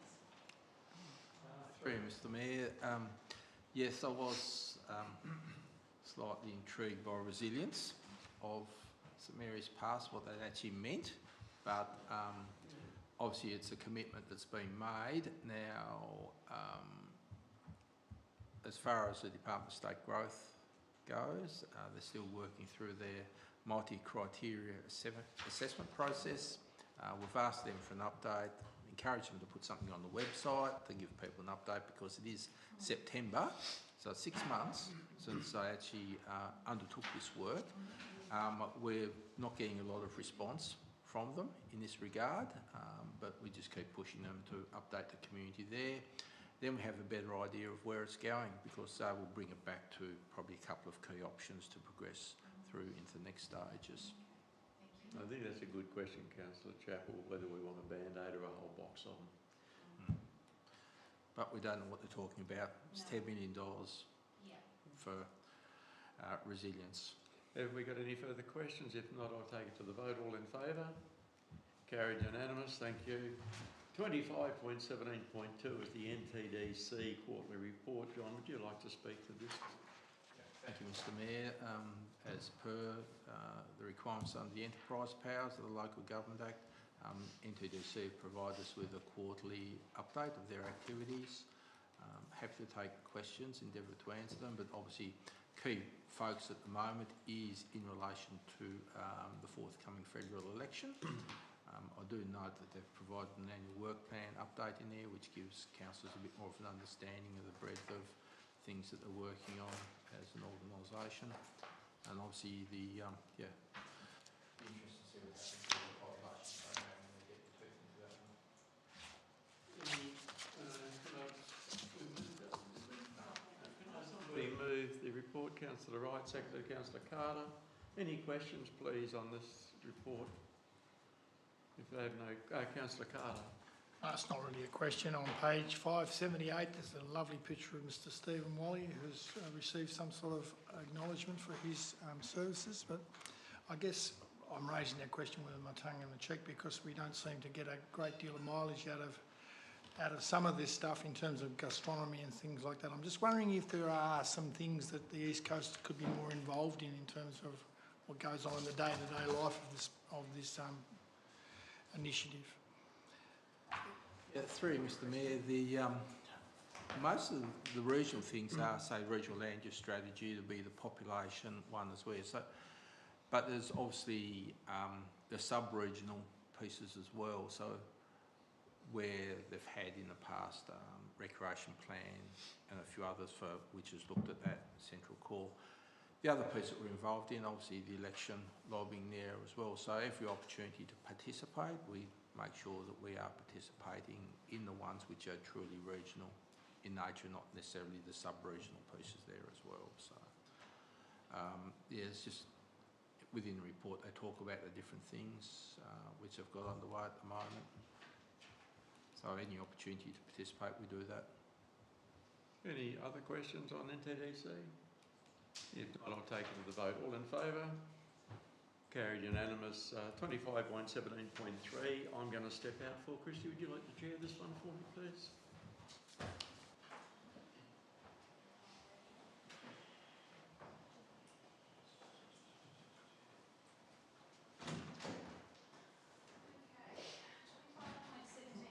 Election of committee members of the General Management Committee, GMC, and President of the Local Government Association of Tasmania. John. Thank you, Deputy Mayor Chappell. So every 2 years the elections are held in relation to the members of GMC and President of the Local Government Association of Tasmania. That's now come to that point in time, and yeah. Mayor Tucker has been the President for the last 2 years. Okay, so what would you like me to do first? Open up for a mover and a seconder on that one? Or open up for discussion first? Yep, open up. Councillor Drummond. Just got a question. It's a 2-year term, so what happens, I know this is highly unlikely, but what happens if the person who's elected then doesn't run or isn't re-elected onto the council? Because doesn't it take us, so we've got elections coming in 18 months' time. I was just wondering about the timing of it, really, because it seems to me a bit out of sync. Does that make sense? Yeah, through Deputy Mayor, yes, it does seem a bit odd, the timing, and obviously if the person doesn't continue on, then they'd have a vacancy, they'd have to deal with it at that point in time. I just thought it was a very strange timing, Yeah. that's all. When you've got 18 months of a term left and you're asking for a nomination for a 2-year period, so... It's...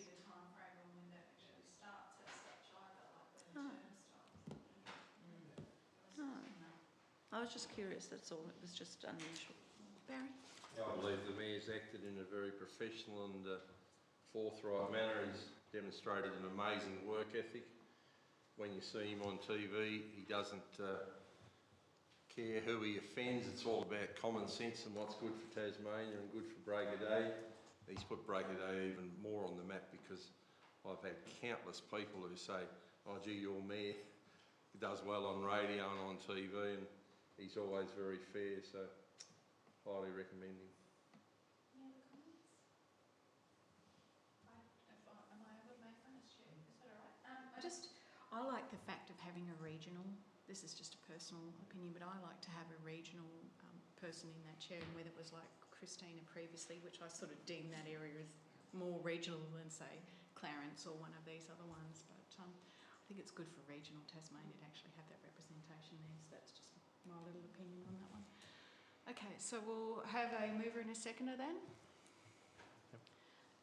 Councillor Oldham, Councillor Lefevre, seconded. I'd like to nominate Mayor Tucker for the position. I think, like as Barry said, he's been very forthright, and as you've said, he's been regional. It gives a true country perspective too. Absolutely. Okay, all right, then we'll take this to the vote. All in favour? And against? No? That's carried unanimous. Thank you. Can I just ask one thing? And it's tiny and minuscule, and just there is a spelling error under council meeting of the 15th of May 2023 instead of meeting. Sorry, that's just me being...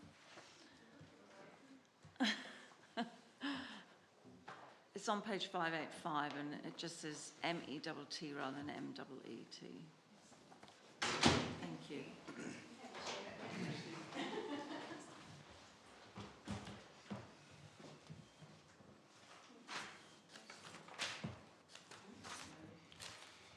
$25.17.4 is the Local Government Priority Reform Program. John. Thank you, Mr Mayor. As Council previously considered this at two workshops to give us some guidance on the submission. All those comments have been incorporated there, and it's provided here for endorsement and subject to any final comments that councillors might have in relation to the submission, Mr Mayor. Can I have somebody move? Councillor Chappell, and seconded Councillor Carter. Thank you. Any questions or further comments in regard to this? Everybody's pretty happy? Okay. Thanks, Colin. It's an amazing amount of work that the GM's done to represent us in this regard. Thank you.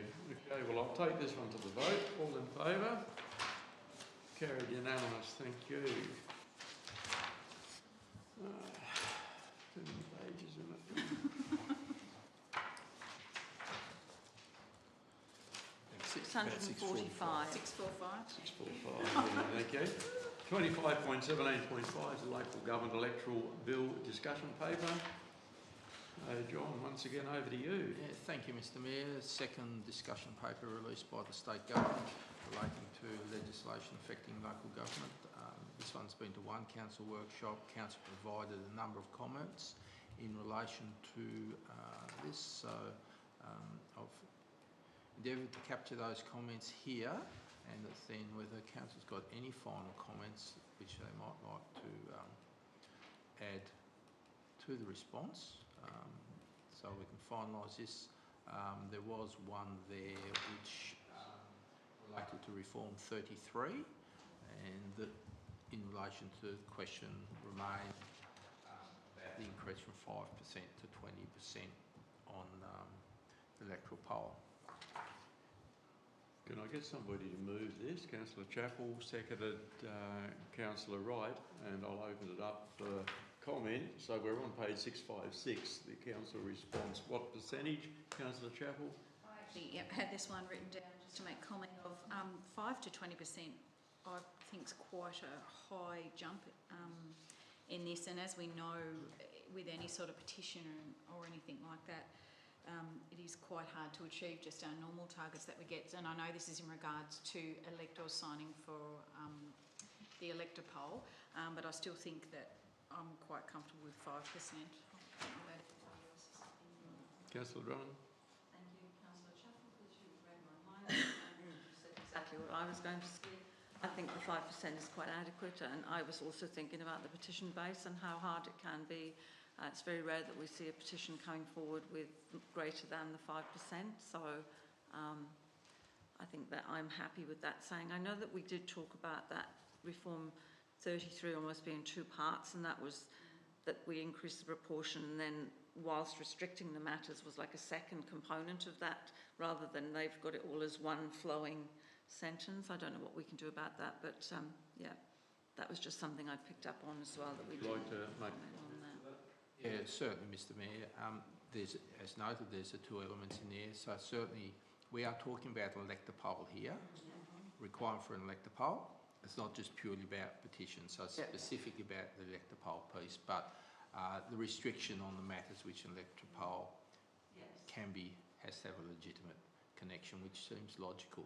Otherwise, you could be having an elector poll on the war in Ukraine for something if you're compelled to undertake an elector poll through a petition like that, which, yeah, you question the value of that.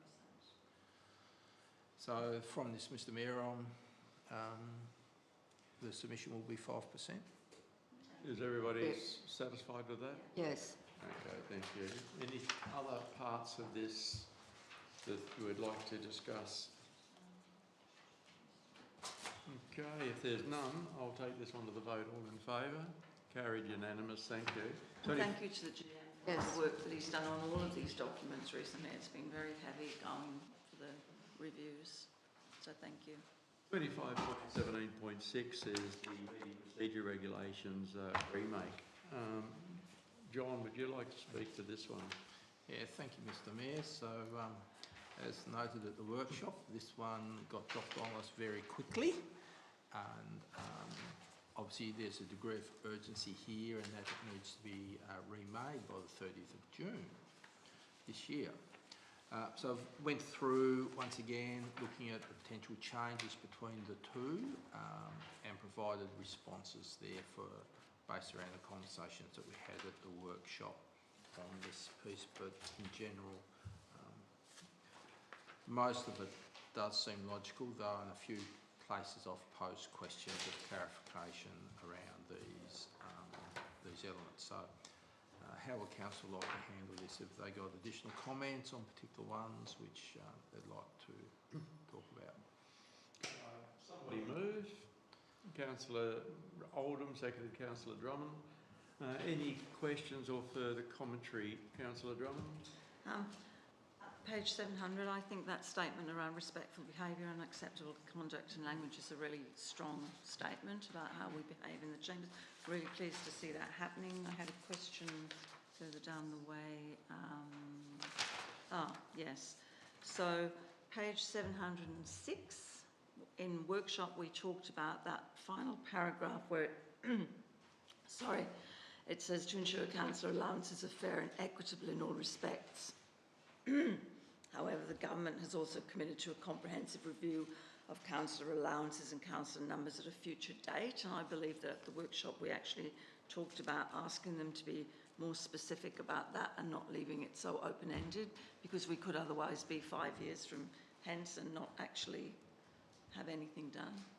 Through you, Mr Mayor, I've added a paragraph in just below that a comprehensive independent review of council allowances must be undertaken as a matter of urgency and not be kicked down the road until after the 2026 council election.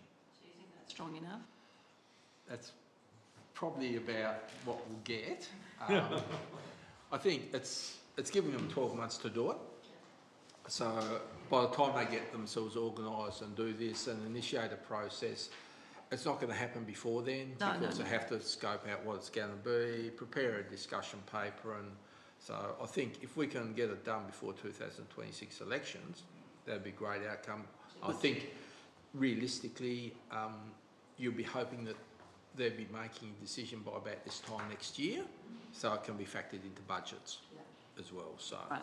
Thank you. I just wanted to check that because I didn't know even if that was still quite strong enough, because we know how they can go on about deferring things into the future. I think the mayor's Must be undertaken, yeah. President of Velgat hat on. So. This one has been dealt with very severely, not just by me as President of Velgat, but many mayors around Tasmania. When we had the Hobart meeting and also the Devonport meeting, it was really, really made it clear to them that it's not acceptable.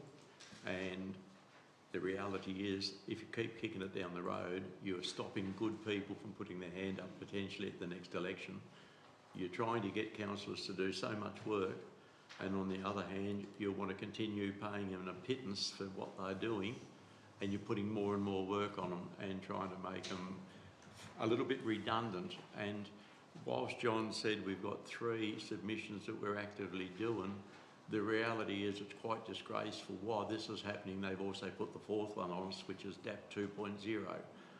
And I think it's we should have a carrot and a stick approach. People should be valued for the work that they do on council, and they do an exceptional amount of work right around Tasmania on councils with many, many things. And it's quite concerning that state government operate in silos and they don't talk to each other, and they all decide they want a submission done by a certain date, but nobody understands that there's another 3 other departments all asking councils to do submissions at the same time. And this is where we have our biggest problem, is state government doesn't talk to each other, but they expect our councils to run and jump at their beck and call for each and every individual department. So our argument has been, at all the levels that I've been dealing at, carrot and stick approach. If you want to continue the workload, you've got an election coming up, you want really good people to put their hand up and stand at the next election, don't keep kicking the can down the road on allowances. Councillor Chapel. You might be able to answer this one for me, or John might be able to. Council submissions that we're asked to do, are they filtered through the minister, local government minister, through to us? Is that how they come through? Is he aware, or are they just sent from each different area, or is there a system? Through you, Mr Mayor, within each department, obviously the minister will be briefed and signed off on a process. So he knows that there's 4? He probably knows there's 3, the ones which relate to his ministerial portfolio, but not necessarily any influence. So there's no coordination there. It's we've seen it time and time again, particularly they decide to clear their desks in mid-December, so they can send it out, so you look at it over December, January, so they get their submissions at the end of January. Fortunately, this year they didn't do that. As a former councillor, you'd be hoping that that might be on his radar a little bit more as to what the pressures are on local government. Yeah. Whilst, if I may, the General Manager just made that one comment that was really pertinent. If you have a minister that's dealing with 2 or 3 submissions under his control, he is very much aware of each and every one when he's signed off. But when there's another minister who doesn't talk to that minister, he can just go on his own. And that's where the silos come in. The different ministers, if they're not talking to each other within the department, they can all have a wish list, send it out to councils. We want this by a certain date, not knowing that that really, really heavy workload that other ministers have put on councils. And I keep telling them straight out, this is unacceptable. We actually run a business at council which is looking after our ratepayers. In March and April, we're doing our budgets, and you expect us to do all of your work. we've got to put ours on the back burner. Well, our work is important too, and they must recognise that. Which is a failing of how that system should be working. There could be something in place so that he is aware of everything that's being... They work in silos, Yeah. they don't talk to each other, So- unfortunately. Councillor Carter. Further on to what Councillor Chapp was saying, isn't that something that we can recommend, that everything goes through the local government minister so that there is some coordination and understanding? I mean, in the time that I've been on council, it's an amazing amount of work that we've been required to do, and particularly the general manager in a whole range of areas. But if everything was going through the local government minister, just so that he's aware of the workload that's being imposed on councils, surely we can activate for that. Carter, you're suggesting something which is called common sense, and it doesn't work that often in some situations. We surely, and I fully agree, we should have some sort of top-down approach where everybody can see what each other is doing so that you understand the workload. Just doesn't seem to happen. And LGAT pushes, but a minister will have a priority and he deems that that's his priority and he just goes for it, irrespective of what's happening over here. And that's the sad part. That's why I keep saying that they're in silos. They don't tend to talk to each other. Local government, the closest to the people, we do so much work and they don't seem to recognise that local government actually has to do budgets and do local government business, not just run at their beck and call all the time. Sorry to persevere with this, but when Kerry Vincent is the minister, and given the amount of time he spent on council himself, surely there's a level of understanding that could be chiselled into him over this period of time through LGAT to reduce the silo impact that it's having at local council level. It would be good if our council wanted to potentially put forward a motion, potentially at LGAT this coming year, to suggest such a thing. So Councillor Carter I know and what you're Councillor Chappell. Yep. Councillor Fever. Yeah, I'm assuming that all of us, as we move through the municipality, are looking out for people who might be outstanding councillors in the future. I targeted a couple about 5 years ago, and I just want to say it's embarrassing asking if they want to take up the position or put their hand up and telling them they've got to take a cut in their wage, weekly wage, because they've both got good jobs. So why would they come in under the present system without allowance and lose money? Any further commentary? If not, I'm going to take this one to the vote. All in favour? Carried unanimous, thank you. 25.17.7 is ALGA call for motions. John, would you like to lead this one? Yeah, thank you, Mr Mayor. As I drew this to Council's attention at the workshop, I haven't received anything from councillors at this point in time, Mr Mayor, as to potential motions. Noting motions close on the 31st of March. Okay, Councillor Drummond. I'm I better get somebody to move first. Councillor I'll Drummond's move it. moving, and secondly, Councillor Chappell. I Councillor am sorry, Drummond. this has come to the... One, our workload has been enormous recently. Two, I went to the Climate Change Policy Day last week. I can't even remember when it was. Last week, I think, hosted by LGAT. It was an excellent presentation, really lots of informative stuff. And this was floating around in my mind there because we were talking about climate change and renewable energy, mitigation versus adaptation, you know, prevention, adaptation, or adjusting to current and future impacts. And I was just wondering where they talk about what are the opportunities to support council to increase community resilience to the impacts of climate change. There were some really what seemed like fairly small programs presented at that workshop that are actually having a really big impact. And so I came away from that, and I'm sorry I haven't progressed it because I had 905 pages to read in the coming days. I was just thinking around FOGO because that was one of the things that came up as having made a big impact in a number of council areas in regard to, you know, reducing those emissions basically at the end of the day. So I don't know if there's something we can quickly, if you want me to look at it, I'll give it my best shot, put forward to supporting councils to introduce that kind of program into the future with regard to climate change, because I think Liz was also there, and I think some of those programs the results that were coming out of what seemed like a fairly small program were really quite sizable. So it was really interesting. For example, the Launceston, the Launceston program.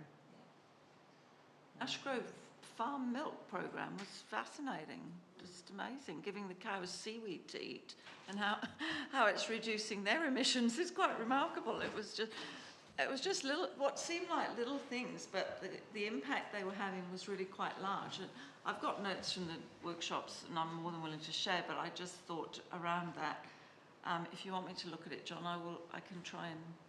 For you, Mr Mayor, councillors. Yeah, councillors. Yep.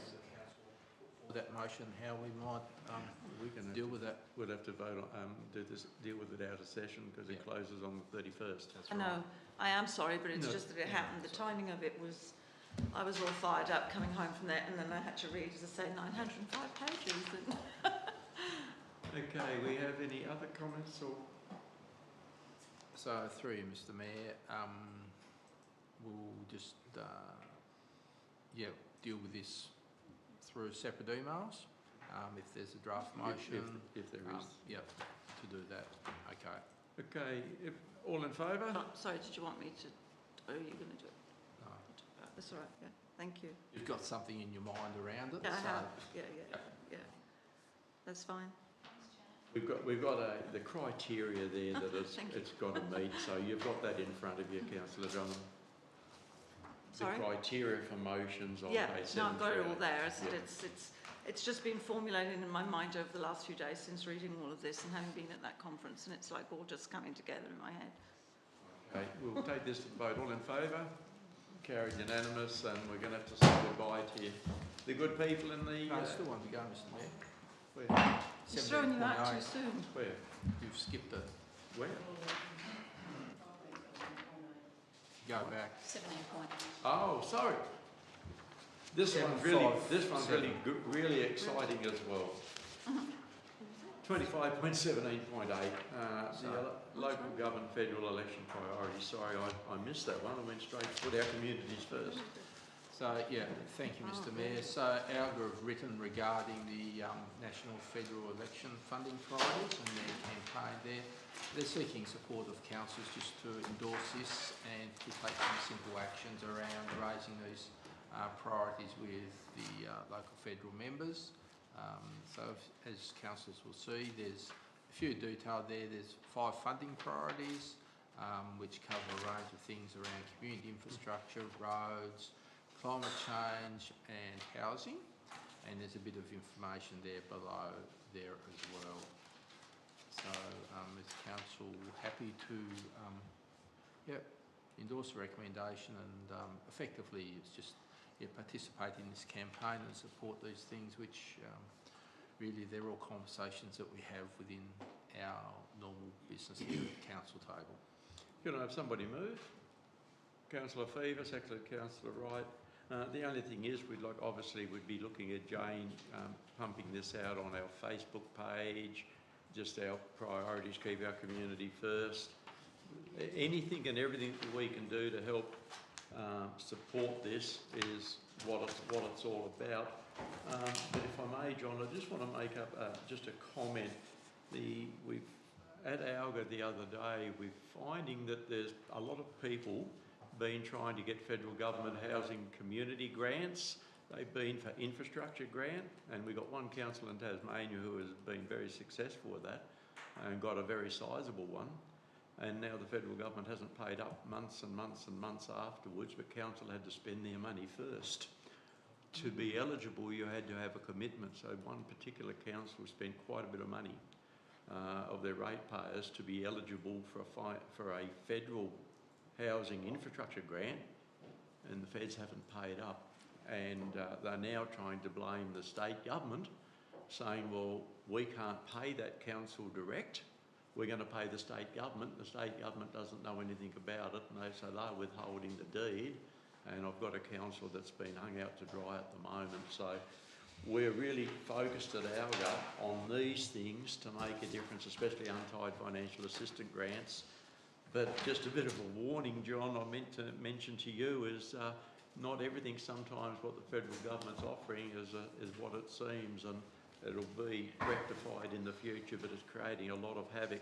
So at Alga, we've been working and focusing really big time on what the main federal funding priorities are, and that's what those ones are there in front of everybody to see, and trying to get that support out through our Facebook pages and anybody, our politicians, they're our big one, put our community first. So if everybody's all in favour of that, carried unanimous. And now we're going into closed council.